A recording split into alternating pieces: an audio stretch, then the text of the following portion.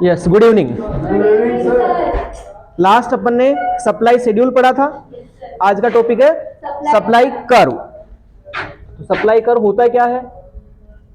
जहां पर हमने टेबुलर प्रेजेंटेशन वर्ड यूज किया, उसकी जगह ग्राफिकल प्रेजेंटेशन अपन वर्ड यूज करेंगे। तो ग्राफिकल प्रेजेंटेशन के हिसाब से सप्लाई कर्व का मीनिंग होगा graphical presentation of positive relationship between price and quantity supply is called supply curve. दो टाइप का होता है, इंडिविजुअल सप्लाई कर्व और मार्केट सप्लाई कर्व। सबसे पहले अपन बात कर रहे हैं इंडिविजुअल सप्लाई कर्व की।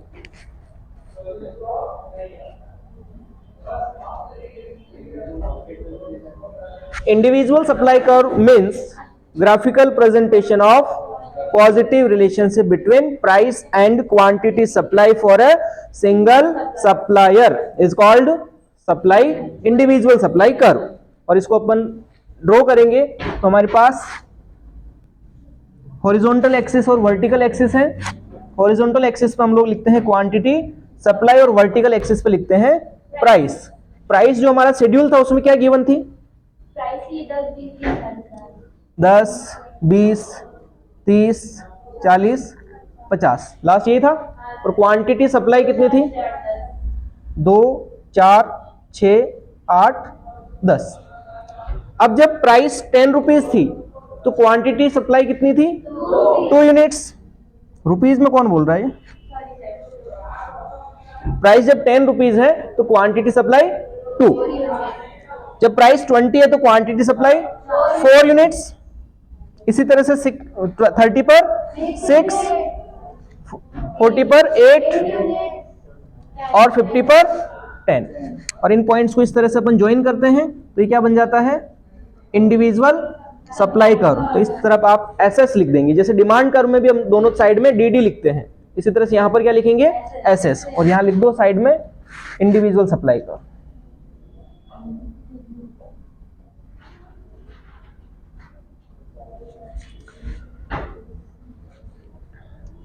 इसके बाद सेकेंड टाइप आता है market supply curve.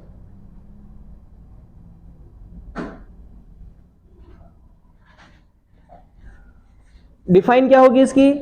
Graphical presentation of positive relationship between price and quantity supply for all the suppliers is called market supply curve.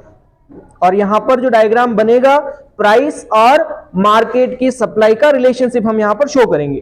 तो हमारे को जो टेबल दे रखी थी उस टेबल के अंदर प्राइस तो सेम थी 10 से 50, लेकिन वहां पर दो सप्लायर्स अपन को गिवन है, सप्लायर ए और सप्लायर बी। तो सप्लायर ए की तो क्वांटिटी यही है और सप्लायर बी की 4 से स्टार्ट करी थी शायद, सही है? तो 4 से 4, फिर 2 से बढ़ाई 4, 6, 8, 10, 12, लास्ट 12 ही है। दोनों को जब प्लस करेंगे सप्लायर ए की क्वांटिटी और सप्लायर बी की क्वांटिटी, तो हमारे पास आएगी मार्केट सप्लाई। तो मार्केट सप्लाई जो हमारे पास है 6, 10, 14, 18 और 22, ये हमारे को मार्केट सप्लाई की यूनिट्स मिली है। तो अपनी पहली जो यूनिट है वो 6 से स्टार्ट हो रही है, लेकिन अपना आगे का स्केलिंग 4 के डिफरेंस से है, तो अपन 0 से 6 नहीं लेंगे, ये ध्यान रखना। जो स्केलिंग लेंगे वो या तो 2 के गैप से ले लो, कोई दिक्कत नहीं है, लेकिन 0 से पहले अगर 6 लोगे तो गलत होगा, क्योंकि पहला गैप 6 का फिर 4 का हो जाएगा, तो स्केलिंग प्रॉपर नहीं होगी। इसलिए अपन स्केलिंग चलो 4 लेते हैं। 4, 8, 12, 16, 20 और 24। और प्राइस तो अगेन 10, 20, 30, 40 एंड 50। जब प्राइस 10 रुपीज है तो मार्केट में टोटल कितनी सप्लाई हो रही है? 6 यूनिट्स। तो 4 से और 8 के बीच में हो जाएगा। उसके बाद 10 इन दोनों के सेंटर में, फिर 14 इन दोनों के सेंटर में, फिर 18 और फिर 22 सेंटर में वापस 18 अभी 18 और 22। और इन पॉइंट्स को अपन इस तरह से ज्वाइन कर दो। तो ये भी सप्लाई कर्व है, लेकिन ये कौन सा सप्लाई कर्व हुआ? Market supply curve. यहां लिख देंगे market supply curve.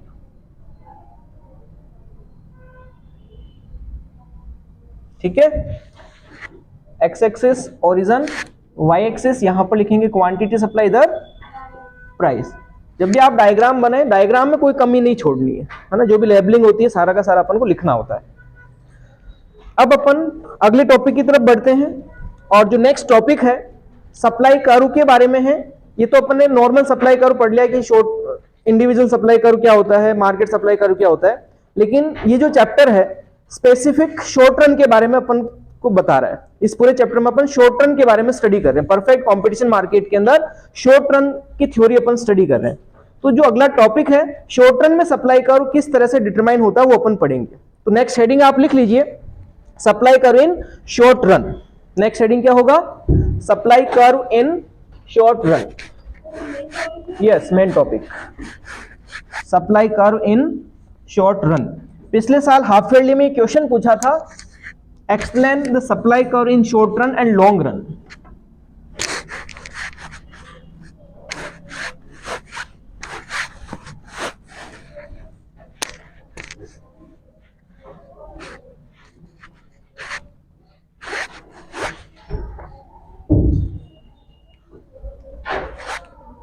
Supply curve in short run. अच्छा, आप लोग बताएंगे शॉर्ट रन क्या होता है, शॉर्ट रन किसे कहते हैं?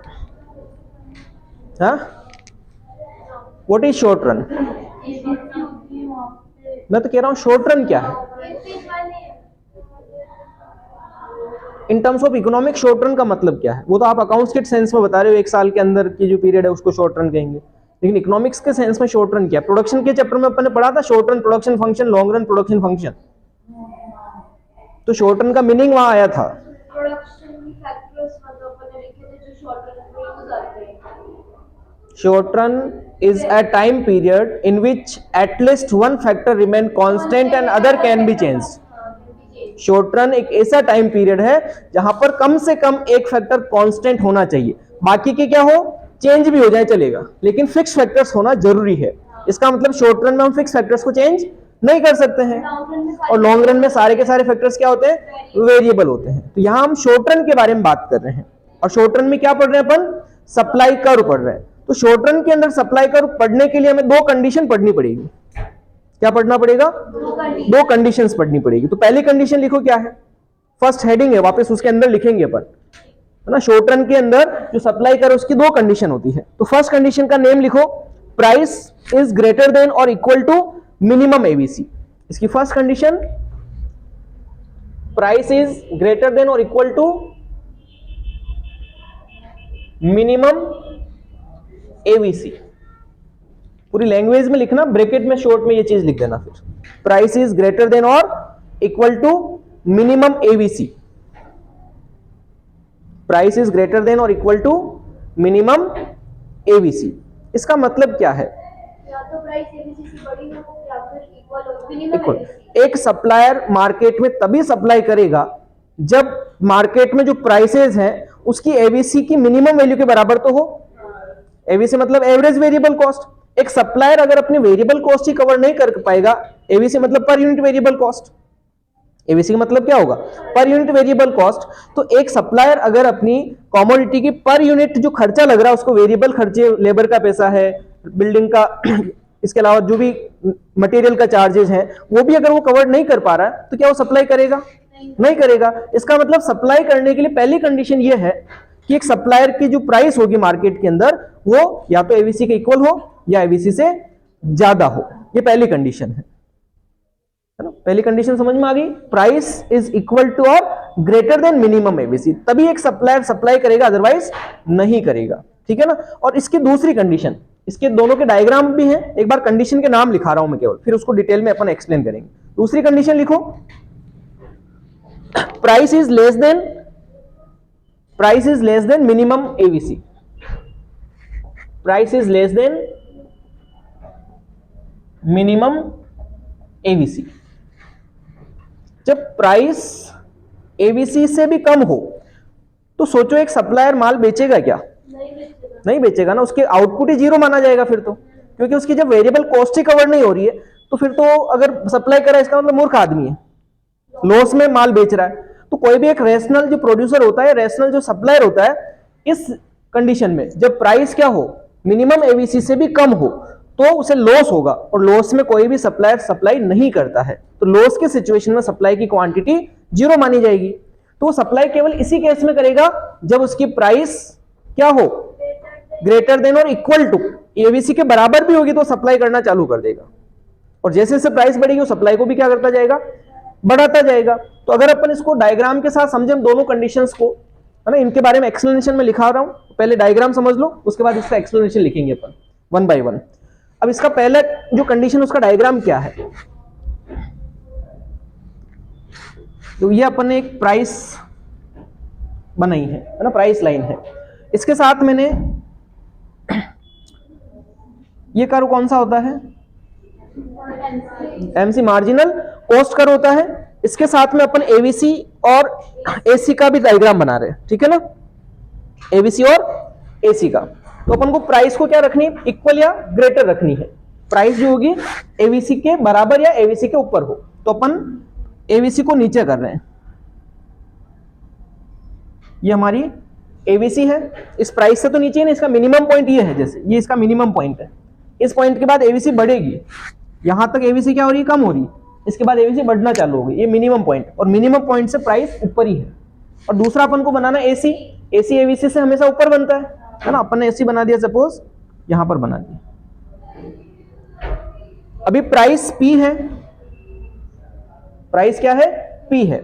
इक्विलिब्रियम पॉइंट क्या होता है, अपन ने पीछे पढ़े ना, जहां पर प्रॉफिट मैक्सिमाइजेशन की कंडीशन भी पढ़ी अपन ने, तो क्या थी profit maximisation condition, MC price को इंटरसेक्ट करे बिलो से, एमसी प्राइस को बिलो से इंटरसेक्ट करे, ये कंडीशन, ये वाली, ये तो पॉइंट होता है, ये जो एमसी कर्व है प्राइस लाइन को नीचे से इंटरसेक्ट करे, इधर ऊपर से इंटरसेक्ट कर रहा है, ये इक्विलिब्रियम पॉइंट नहीं होता है, यहां पर ये नीचे से इंटरसेक्ट कर रहा है, ये इक्विलिब्रियम पॉइंट होता है। तो ये हमारा आउटपुट लेवल है, मान लो क्यू, जहां पर प्राइस और एमसी इक्वल है, इस पॉइंट पर क्या हो रहा है, प्राइस इक्वल्स टू क्या है, एमसी है, इक्विलिब्रियम कंडीशन होती है, और एमसी राइजिंग भी है, प्रॉफिट मैक्सिमाइजेशन कंडीशन ये तो कहती है। तो जो क्यू आउटपुट है इस पे क्या शो कर रखा है कि जो एवीसी है ना, ये वाली कर्व, ये भी इससे नीचे है, इस आउटपुट पर एवीसी भी क्या, प्राइस से नीचे। अपनी पहली कंडीशन यही है कि प्राइस ज्यादा होनी चाहिए या इक्वल भी हो, यानी ये एवीसी इस पॉइंट पे भी होता है, इस लाइन पे। अगर मैं इस डायग्राम को ऐसे बनाता, डिफरेंस क्या है इसमें, प्राइस लाइन, ये कौन सी लाइन, एमसी, ये इक्विलिब्रियम पॉइंट क्यू। अब मैं एवीसी अगर बनाता हूं, तो एवीसी अगर मैं ऐसे भी बनाता तो भी सही होता। पहली कंडीशन में दो चीजें दे रखी है, इक्वल भी हो सकता है और ग्रेटर भी हो सकता है। इसमें मेरी प्राइस जो है ना एवीसी से ऊपर है, एवीसी का मिनिमम पॉइंट ये है और प्राइस इस पॉइंट पर है, इसका मतलब प्राइस ज्यादा है, एवीसी कम है, यानी ग्रेटर देन। इसमें मैंने क्या बनाया, प्राइस के इक्वली एवीसी रख दिया, तो भी सही है। दोनों में से कोई सा भी डायग्राम आप एग्जाम में बना सकते हो इस पॉइंट के लिए। प्राइस कम से कम उतनी हो कि हमारी एवरेज वेरिएबल कॉस्ट कवर हो जाए, तो इसके इक्वल भी हो सकती है प्राइस, और प्राइस इससे ज्यादा भी हो सकती है। तो इसमें मैंने प्राइस को ज्यादा बता रखा, इस डायग्राम में मैंने प्राइस को इक्वल बता रखा। दोनों ही कंडीशन क्या है, सप्लाई की कंडीशन है, यानी कि सप्लाई, यहां तक एक सप्लायर सप्लाई करेगा।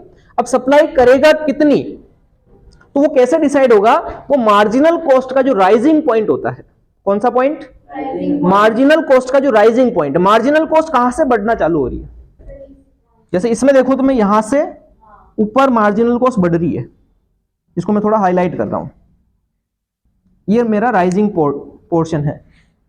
इसमें भी लगभग यहां से एमसी बढ़ रही है। आप लोगों ने एक चीज नोटिस करी, सप्लाई कर्व किस टाइप का बनता है, अपवर्ड स्लोपिंग। तो जो सप्लाई कर्व होता है शॉर्ट रन के अंदर, वो किसके इक्वल होगा, rising portion of the marginal cost curve के। एक फर्म का जो सप्लाई कर्व होता है किसके इक्वल होता है, एमसी का जो इंक्रीजिंग पोर्शन होता है उस पॉइंट से सप्लाई कर्व होता है। और वो जनरली कहां से स्टार्ट होता है, एवीसी के मिनिमम पॉइंट से स्टार्ट होता है। कहां से होगा, एवीसी के मिनिमम पॉइंट से। तो यहां पर एवीसी का मिनिमम पॉइंट जैसे ये है, ये जो इंटरसेक्शन पॉइंट होता है ना, कॉस्ट चैप्टर अगर याद हो तो कॉस्ट में अपन ने रिलेशन भी पढ़ा था एसी, एवीसी और एमसी के साथ। तो एमसी जो है एवीसी को मिनिमम पॉइंट पर इंटरसेक्ट करता है। तो ये जो इसका मिनिमम पॉइंट एमसी, ये कर्व कौन सा है, एमसी, ये कर्व कौन सा है, एबीसी, तो ये जो इंटरसेक्ट कर रहा है एबीसी को मिनिमम पॉइंट पर कर रहा है, तो एबीसी का जो मिनिमम पॉइंट होगा वही तो एक सप्लायर सप्लाई करेगा। तो इसका मतलब एक सप्लायर अब इसके आगे वो जितनी प्राइस बढ़ती जाएगी सप्लाई को बढ़ाता जाएगा। इस पॉइंट से सप्लाई स्टार्ट हुई है, इतनी सप्लाई वो कर रहा है, और जैसे जैसे प्राइस बढ़ेगी वो सप्लाई को भी क्या करता जाएगा, बढ़ाता जाएगा। तो एमसी का कौन सा पॉइंट सप्लाई कर्व के इक्वल होगा, मिनिमम पॉइंट ऑफ एबीसी, जहां पर एमसी एबीसी को इंटरसेक्ट करता है, वहां से जो एमसी का ऊपर बढ़ता हुआ भाग होता है, इंक्रीजिंग जो पॉइंट होता है, वही क्या होता है, सप्लाई कर्व कहलाएगा। इस डायग्राम में यहां से एबीसी का मिनिमम पॉइंट ये है, तो इतना राइजिंग पोर्शन अपन सप्लाई नहीं मानेंगे, क्योंकि सप्लायर यहां सप्लाई नहीं कर रहा है, सप्लाई यहां से कर रहा है, और ये पॉइंट क्या है, एबीसी का मिनिमम पॉइंट भी है। तो यहां से लेकर के यहां तक का जो पार्ट है ये क्या है, सप्लाई कर्व है शॉर्ट रन के अंदर। ये पहली कंडीशन ही पढ़ रहे हैं अपन अभी। इस केस में अपन पढ़ेंगे तो है, लेकिन प्राइस जो होगी वो एबीसी से भी नीचे होगी, और नीचे होने का मतलब लॉस, और लॉस में एक सप्लायर सप्लाई करता ही नहीं है। तो जब सप्लाई नहीं करता है तो फिर इसका मतलब सप्लाई कहां से होगी, इसी कंडीशन के हिसाब से होगी। ये अपन को केवल बता रखा है कि इस वजह से सप्लाई नहीं करेगा क्योंकि उसे लॉस होगा, तो सप्लाई वो इसी वजह से करेगा जहां पर प्राइस या तो किसके बराबर हो जाए, एबीसी के बराबर, या फिर एबीसी से ज्यादा हो। तो इसका मतलब सप्लाई कर्व शॉर्ट रन में किसके बराबर बनेगा, राइजिंग पोर्शन ऑफ एमसी, और वो कहां से, एबीसी के मिनिमम पॉइंट से। एबीसी का जो मिनिमम पॉइंट होता है और उसके ऊपर का जो एमसी कर्व होता है वो पूरा का पूरा सप्लाई कर्व को रिप्रेजेंट करता है। ठीक है, ये हाँ ये अपन को शो नहीं करना है, अपन को इसको हाईलाइट यहीं से करेंगे। ठीक है, मैंने केवल समझाने के लिए इसका राइजिंग पोर्शन यहां से है, लेकिन सप्लाई यहां से नहीं करेगा, वो सप्लाई उसी पॉइंट से करेगा जहां पर उसकी एवरेज कॉस्ट कवर हो जाए। तो इसमें ये जो पॉइंट है, एक तरह से ये पॉइंट ये वाला है, एक है ना, हाँ, एबीसी को जहां से वो इंटरसेक्ट करता है वहां से ऊपर का जो पोर्शन होगा एमसी का, वही क्या होता है, सप्लाई कर्व होता है। अब इनको मैं डिटेल में समझा भी रहा हूं, मतलब नोट करवा रहा हूं, और प्रॉपर इसका डायग्राम भी आपको वापस बनवा देता हूं। ठीक है, ये ऑनलाइन क्लास के लिए मैंने रिकॉर्ड किया था, अब मैं इसको 1 by 1 पॉइंट्स में लिखा रहा हूं।